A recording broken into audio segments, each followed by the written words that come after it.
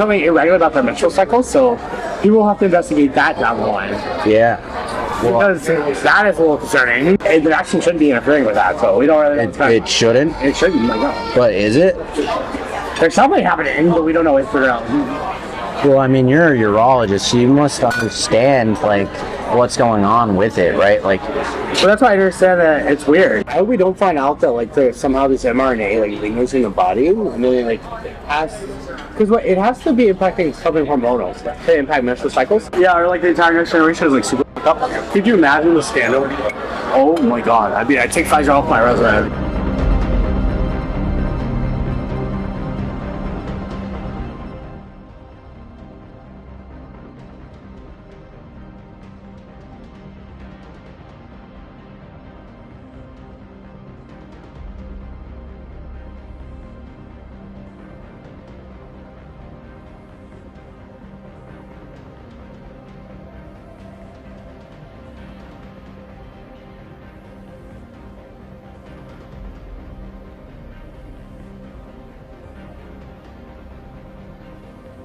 so, tell me more, like, what's developing with the whole, virus mutation process?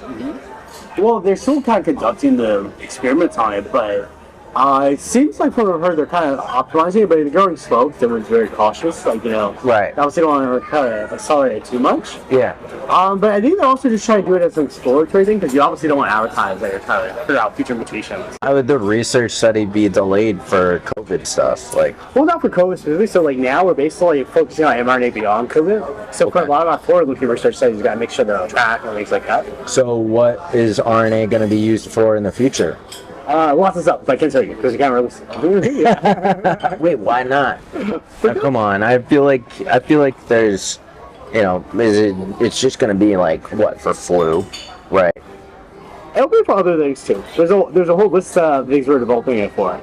Bro. Yeah, not just for viruses. We're applying it for like oncology. Well, I'm less certain about the oncology prospects, but we're doing it for like gene editing. Like, Wow. The portfolio has moved beyond, or at least internally, our focus areas have moved beyond COVID.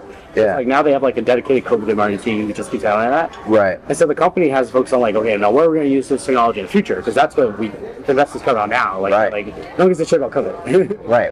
Like, is Pfizer going to be held liable for like any of these vaccine injuries that have happened? I don't think so.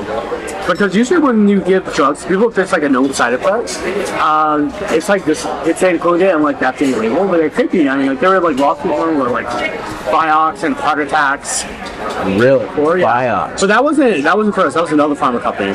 Well, they still have to do like the monitoring for it over time. So there hasn't been like any problems so far, but we'll see.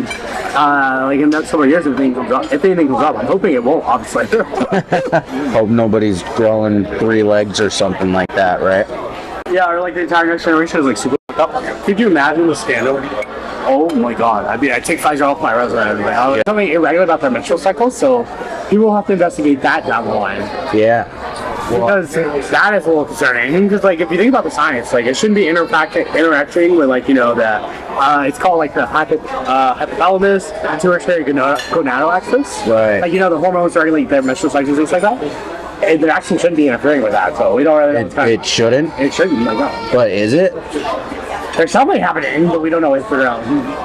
Well, I mean, you're a urologist, so you must understand, like, what's going on with it, right? Like, So that's why I understand that it's weird. I mean, I've heard that, like, just menstrual cycles and... I don't know what's going on there.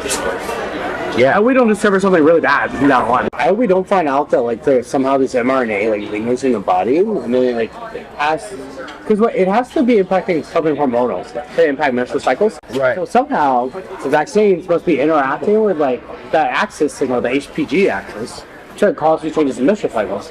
Like, think about how the HPG axis? Yeah, it goes like the hypothalamus, pituitary, and then gonads. They send like signals to each other. Okay, Yeah. so the HPG axis is why the fertility problems are happening. Yeah, because they control the cycles. So, like, if anything's impacting that, it must be impacting these hormones somehow. But then we need to figure out, like, how are they impacting hormones? Because, like, the signaling starts in, like, the brain, right? And the vaccine doesn't cross the blood-brain barrier. I will say, like, if it does come down the line where there's something wrong with the vaccine, then obviously people will, like, criticize, like, the big push. Because there's a lot of social pressure, government pressure, job pressure to get the vaccine. Like, I had to get the vaccine, otherwise I would have gotten fired, right? Right. And if something were to happen downstream and it was, like, really bad, I think it would, I mean, the scale of that scandal would be, like, ominous.